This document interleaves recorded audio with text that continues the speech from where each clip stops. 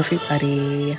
Happy holidays, Merry Christmas. I'm back again with another episode, and today I'm going to talk about finding meaning through work. And now I think that this is like the 7th official episode now, which I am very happy about because it means I'm being consistent. I'm honestly really proud of this consistency because I've always wanted to have a podcast of this sort. So I'm glad that I'm actually doing it now. Yeah, but just some quick housekeeping before I get into it. So, number one, we now have an official name. Welcome back to Diaries with Debbie Friday. I like the ring of that. Doesn't that sound good? Like, okay, so Diaries with Debbie Friday, that's the name of the podcast. And number two, you can now listen to this podcast wherever you listen to podcasts. So, you can listen on Spotify, Apple, YouTube, whatever. I don't know what the other channels are, but wherever you listen to podcasts, you can listen to this now. So, all right, let's get into it. So, today I wanted to talk about meaning and work and the process of actually finding purpose and power in what we do here on Earth. And this topic came to me from a few different threads. So, what I'm going to do is I'm going to just link them all together as I talk about it. Firstly, the other night, I was having a conversation with some people about AI and how it's transforming our collective ideas of work and what it means to work. And I feel like I've been talking about and thinking about AI so much these days because it just feels like it's everywhere. And I don't know, maybe it's my algorithm, but it does feel like it's a defining moment that we're living through right now in regards to how our society functions and how it's organized. And a large part of this change is because of the introduction of AI. With AI, we now have this kind of exponential digital automation that is shaping our daily lives and the work that we do and how we connect to one another. And we're seeing this transformation happen across the board in all sorts of industries. And it's also happening in conjunction with like the craziest economic times of our lives. Like it's just a time of like extreme volatility, extreme speculation, inflation, debt, like whatever you name it. Like we're living through crazy times. So it feels very pertinent. It feels very like present and visceral. And it seems like the general sentiment in these crazy times is a very like despondent and nihilistic attitude where a lot of people are pretty much asking themselves, like, what's the point? What's the point of working? What's the point of trying? What's the point of doing anything? And I've talked about this in previous episodes, namely in the Resist the Slop episode, but we really are in a moment of cultural nihilism. A lot of this nihilism is being churned out by various slop producing mechanisms that have a vested interest in making sure that you feel like you don't matter and that what you do doesn't matter. And like I said, that is a lie. We do matter, and the things that we do with our time here on this earth matters. I think now more than ever, And in this conversation that I was having with people, someone in the group said, well, if the AI can do it cheaper and faster and better, then what's the point? What's the point of me trying to make something that wouldn't be as good or it would take me twice as long? And they kind of just started spiraling about like, what's the point of getting a job and spending your time working? And, I sat there and I listened and I empathized with those feelings. Like, those are feelings that I myself have felt as well, just thinking about what's happening in the creative industries and what's happening economically, which I'll get to more of that later. But like, I totally understand how someone could come to this conclusion. But the thing is, whenever you find yourself coming to a nihilistic conclusion, you need to test it. You need to poke and prod your thoughts because 9 times out of 10, it's a false conclusion and you haven't allowed yourself to go all the way with your thinking. Because if you went all the way with that thought process, you would realize that the point is in the doing, the point of working, of making things, of creating and participating in life is in the doing itself. It's the journey that it takes you on. It's the shapes that you change into, the world that you make and unmake. It doesn't matter if AI can do it faster or cheaper. The work of the doing is for you. It's for your soul. It's for your development as a human being on this planet. Like when you put an effort into the work that you do, when you try, you change. And that change is the spiritual reward of your efforts. Like, it's priceless. There's no other avenue to get that. Like, you can't prompt your way there. There's not enough speculative value to try to buy it. Like, you have to earn it. You have to earn change. So Simone Weil, she has these two quotes that I always think about. And the first one is, "We must not wish for the disappearance of our troubles, but for the grace to transform them." And the second one is, "The toil associated with the work effort becomes the pain which makes the beauty of the world penetrate right to the very core of the human being." Ugh, I love her. I love the way that she wrote. Like, she really just gets it. But thinking about the first quote, I can't help but think about how like uniquely shitty this year has felt. Like, okay, let me complain for a second, right? Like, this year has been extremely difficult personally and professionally, like just across the board. And I'm just thinking about these conversations that I've had all year with like people that I've spoken to. And it seems like it's been pretty tricky all around for a lot of people that I know. And it's easy to think like, fuck, like I wish this year just never existed, or I wish all my problems would go away. But I've been trying to think more in the vein of like, God, universe, whatever's out there, just give me the grace to face this. Because it's always going to be something, like if it's not one thing, it's another thing. Like, that's life, that's the process of life. And instead of trying to run away from whatever it is, like, I think that it's about making the conscious choice to not run away from your life and from the work that you have to do, but instead to gather the courage, to pray for the courage to be able to face it all head on. And in thinking of the second quote from Simone Weil that I read, that work of facing life head on, like the toil, that is where the light gets in. That's where the beauty of this human existence comes into clarity, and we can see what the meaning of all of this is. Like, we're able to see ourselves. I believe the meaning of life lies in the potential that we're all filled with. And it's only through the effort of working towards fulfilling said potential that we can find any kind of meaning in all of this madness that is life on earth. And when I say potential, I'm talking about the capability of your life force. Everyone has potential.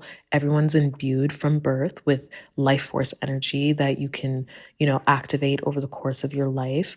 Like, it's what gives you your drive, your ambition, your ability to live and to make a life for yourself. And the whole point of living is supposed to be to activate this energy as much as possible and to live your potential, to use up that energy so that by the time you're ready to leave Earth, you have nothing left and you can just go in peace. At least that's the way I see it, because that's what I want. Like, I want to be able to go in peace and never have to come back to this dusty ass planet. Like, I'm not kidding. Anyway, but in order to do all of that, like, we need to make an effort. We need to find work that suits us. We need to allow ourselves to be molded by our endeavors and changed by our labor so that we can make sense of it all. So I was listening to this talk by David Graeber, RIP. He's that lefty political anthropologist guy who wrote that famous book on the history of debt. I'll link the book in the description. But he said the ultimate hidden truth of the world is that it is something that we make and could just as easily make differently. Now, he was speaking in material terms and talking about like capital and, our material realities, but there's esoteric truth in his words. We do make and unmake the world every minute of every day. This life, this world, it is a shared happening. It's a shared undertaking. Our reality is structured by our beliefs, our desires, our thoughts, and most importantly, by our actions. And, like I said in the last P is for Power episode, one of the ways to change the world is to know thyself. Because if you know thyself, then you can know thy power. And if you know thyself, then you can know your why and where to direct that power. And just looking at everything from a socioeconomic perspective, a big part of why I think a lot of people are feeling lost and confused is partially because the work that humans do has been so abstracted. And when I say that, I mean that a lot of work has been detached from visceral, lived reality. A lot of work is digital now, so it doesn't require your physical body. Most people do not own the products of their labor. A lot of people don't get to feel the impact of whatever it is that they're doing. A lot of people effectively also work alone now, and just like so on and so on. We're just very detached from lived reality through our work, and all of this together breeds this sense of unreality and detachment from literal like space time. And that detachment brings a feeling of emptiness, because humans are relational creatures. We need to feel each other, we need to feel our world. And I don't mean just physically, but I mean psychologically, emotionally, experientially. This is how we make sense of the world. And as human beings, we use work to make sense of the world. And so if our work doesn't make sense, then the world doesn't make sense. And our work is making just less and less sense to us these days. And at the core of it all, this lack of meaning is truly, y'all, I honestly think that it's largely because of the process of financialization that is happening in our society. I don't subscribe to any political or economic affiliation. It's just that I have two eyes and a computer, and I can see what's happening. So when I say financialization, I'm referring to the process of turning everything into a financial asset that can be traded and speculated upon. And this process of financialization requires abstraction. And the more abstraction you have, the less meaning you have, but also the more money you make, because it's no longer about the actual value of an actual thing or the actual value of your actual labor. It's all about the speculative value, the imagined value. And in order to imagine value, you need to turn a thing into a financial asset. A house is not a house anymore because there's only so much money a house can be worth. But if it's a financial asset, then the sky is the limit. Do you understand? And the reason I'm bringing in these economic considerations is because just how much of our world is being run on the logic of economies, the logic of markets, the logic of money. If you follow the money, you can trace the root of so many problems all the way down to the psychosomatic and spiritual level. One day I will do a full episode on this, but just know that this stuff affects everything.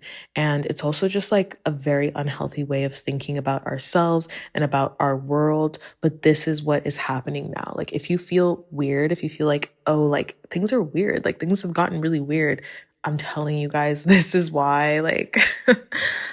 But anyway, just going back to what I was talking about with AI and how it's changing the workforce, I just read this article in The Atlantic the other day. And in the article, it breaks down the mechanisms of the AI economy. So I'll put the article in the description. But one of the things that struck me when I was reading the article was just how much of what is happening in the AI economy, and largely in the economy now, is detached from the material world.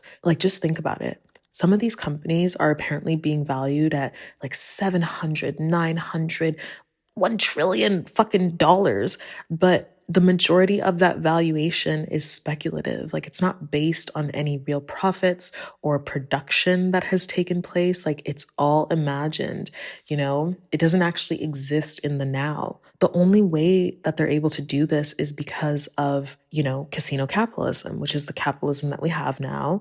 And casino capitalism has mechanisms of abstraction. It requires mechanisms of abstraction in order to fulfill its purpose, which is the divorcing of reality from meaning in order to make the most amount of money possible. And it is making people crazy, and it's making people nihilistic, and it really is no way for us to live.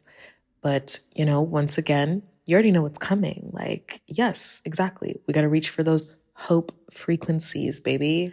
And one of the ways that I'm doing that is by making my work the work of my life, the work of living and being alive and being a human being. I am making the effort, undertaking the journey. I'm doing the toil of living, and that means trying, that means creating, it means making and unmaking. And a big part of that is about looking beyond just me. A couple months ago when I was reading that Rudolf Steiner book and doing research on him and his philosophy, I remember he said that the work of our lives is to be of service to the world and to humanity. He said that the point of attaining spiritual knowledge, or living up to one's potential, or striving for perfection, it's not necessarily for yourself. It is for the world. It's for others. And this is something that I really and truly do believe in. This is the foundation of why I do anything. I think this is what finding meaning in work is all about, Work that has meaning is work that takes you outside of yourself and it makes you work towards something beyond you and towards something that is good for the world. It's not about killing the ego, but rather about redirecting its energy outward. It's only through doing that we can see the whole picture of us, of this shared human experience. And another way that I'm redefining what my work means for me is detaching it from the idea of a job. I think I just got so caught up in, first of all, trying to define myself and what I do. I felt like I had to have just this very solid idea of a thing down so that I would be able to make sense to other people. But then I felt like I stopped making sense to me, which is crazy. The one person you definitely need to make sense to is yourself. And so if that means that you need to reorient and reframe and think about work differently, then, you got to do that. And that's what I'm going to do. In my opinion, a job is like a container. Some kinds of work fit inside and other types of work don't. But work is still work, whether it fits inside a neat description or not. And, guys, we're messy, we're human. We are real people with real labor that produces real things and real surplus value that spills outside of the confines of the description of job. Your work is your whole life, not just your job. And something else that's really been helping and feels like a hope frequency is this idea of keeping the work light. So this is a phrase that came to me the other day during a meditation, and it just means setting down the work that is no longer mine to carry and picking up the new task. People change. We change all the time. And when we change, our work changes too. It's supposed to. I like to think of it as one long circular thread of shared human experience where one person picks it up here and does 10% and sets it down. Then another person picks up that same thread and does 15% here and 5% there, then sets it down. And then another person picks it up and they can't do anything, but at least they don't give anyone more work to do. Or maybe they do. And then another person picks it up and another, We take turns with the work, all doing a little bit of the heavy lifting for each other, according to our abilities, our karma, our destiny, whatever. And this circle can only go around by setting the work down first. We cannot carry everything. And so we simply just have to do what we can, and then we move on so someone else can pick it up. And in that same vein, there's also the idea of doing the work in its own time. The mechanisms of casino capitalism would have you think that it's now or never. This is it. You have to place your bets now, and there's no more time. But the reality is that time is all we have, and there's always enough. There is always enough. And it's not an equal distribution, but everyone gets the same substance. Time is time. And some work is going to require a little bit of time from you, where you can do it fast and speedy and you can get it done today. And then there's other work that's going to require years and decades from you. It's going to require slow going and patience and restraint. And the only thing that you have to do is to do it all in its own time. Because when you do your work in its own time, you also do your work in alignment. And this is how you will know what is actually for you and what is not. Carl Jung talked about this in his own work, where he talked about how we have to do work that's in alignment with our souls. If we're working in alignment, then the libidinal, creative life force energy will flow and it will be continually renewed. This is what we're witnessing when we see someone who's in their element and they're just doing their thing. When someone is lit up with true passion for whatever it is that they're doing, it's so electric. It's so contagious. Good art, good technology, good thinking, good work is reproductive. It lays new roots. It produces new strains of life. It catches. It's a hope frequency, baby. That's also why it's generally good advice that making money cannot be your primary or your sole value when it comes to your work, whatever that is. And caveat, I say this as someone who loves making money, of course, Like, we all got to do what we got to do, but there will always be these points where you'll have to choose, dignity or more money, your time or more money, truth or more money, beauty or more money, etc., etc. Like, the ideal scenario is that 90% of the time you live in such a way that you get to make that choice for yourself. No one else makes the choice for you. And like, when it comes to money, I do kind of believe that everything works itself out in the end. Like, it's a very bohemian and bourgeoisie take that I have, but I mean, it's just what I believe. And anyway, like, you can take it or leave it. I'm just trying to give you guys these things that I know so you can think for yourselves and decide for yourselves how you want to live. Like, all I can do is tell you what I know, but you have to make your own choices for your life. You have to find your sense of meaning. And yeah, like, just personally, that's also part of me reaching towards hope frequencies, like just expressing myself in this way and trying to figure out what it is that I believe, what it is that I want to say, and what it is that I want to leave behind. These podcast episodes have really been helping me to develop my capacity to express myself. Like, I don't think I previously like consciously considered myself to be someone who's like versed in economic and political theory and, has like a philosophical like framework that I work from. But once I started talking, I remembered that, yes, I am that person. I know this stuff. I studied it in school. I studied it on my own. And I am a person who's interested in the world.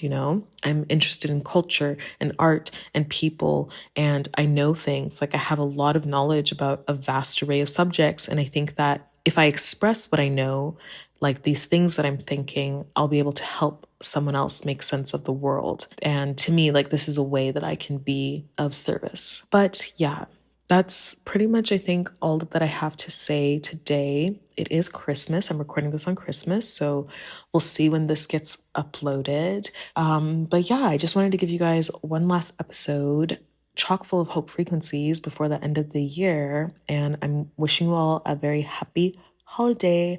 Merry Christmas. I love you. Okay. Bye.